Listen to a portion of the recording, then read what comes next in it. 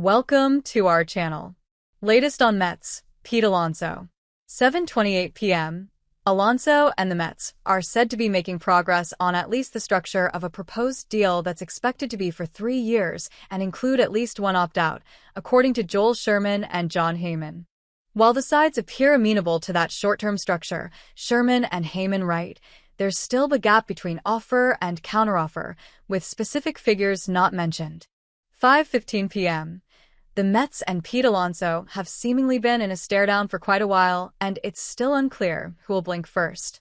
Reporting from last week indicated that Alonso's camp had pitched a short-term deal with opt-outs to the Mets, but Alonso remains unsigned. Reports from both Andy Martino of SNY and Joel Sherman of the New York Post suggest a pivot point is coming where the Mets may move on to plans that don't involve Alonso having a place on the 2025 team. It has long seemed possible that Alonso's free agency could go this way.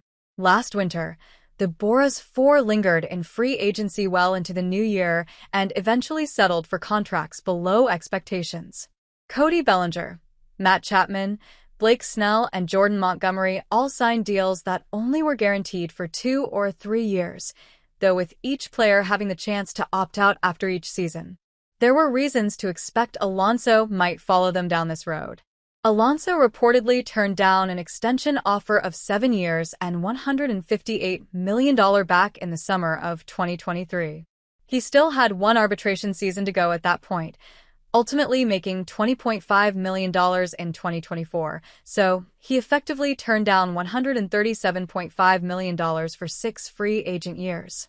There had been reports that Alonso was looking at the contracts of Freeman and Matt Olson at targets. Freeman signed for $162 million over 6 years, though with deferrals. Olson signed an 8-year, $168 million extension when he was still 2 years away from free agency. But Alonso isn't as well-rounded of a player as those two. While his power is elite, his plate discipline and defense are both below Freeman and Olson. He's also coming off a couple of relative down years.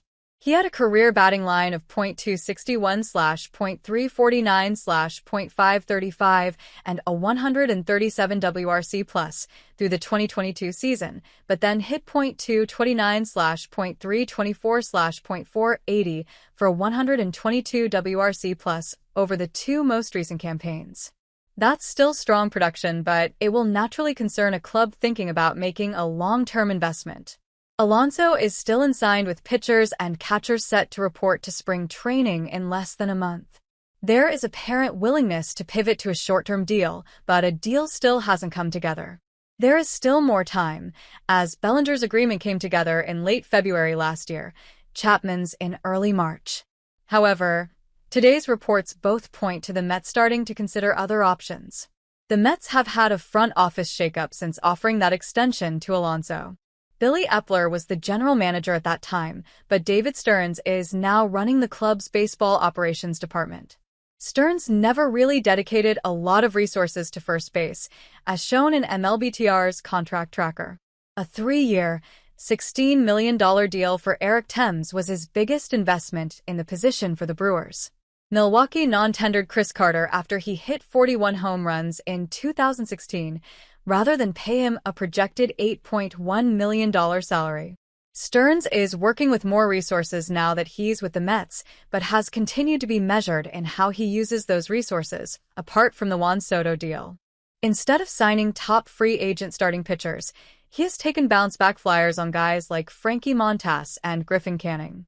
He also signed Clay Holmes, hoping to get starting pitcher value for reliever prices. The Mets do have some internal options for corner infield work. Mark Vientos had a great season in 2024, mostly playing third base, but his defense didn't receive strong grades. It's been suggested that he could be moved over to first base, with a hot corner then being open for competition between guys like Brett Baty, Luis Angel Acuna, and Ronnie Mauricio. There's some uncertainty in going down that road, and there would be some sense in adding Alonso back into the mix, but it seems the Mets and Alonso's camp can't agree on a fair price. Teams will naturally be attracted to a short-term deal as it lowers the chances of them being saddled with the player's decline years, but the player usually looks to get a higher average annual value as a compromise.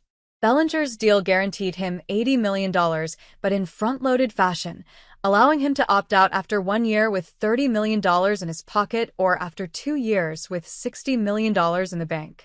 Alonso is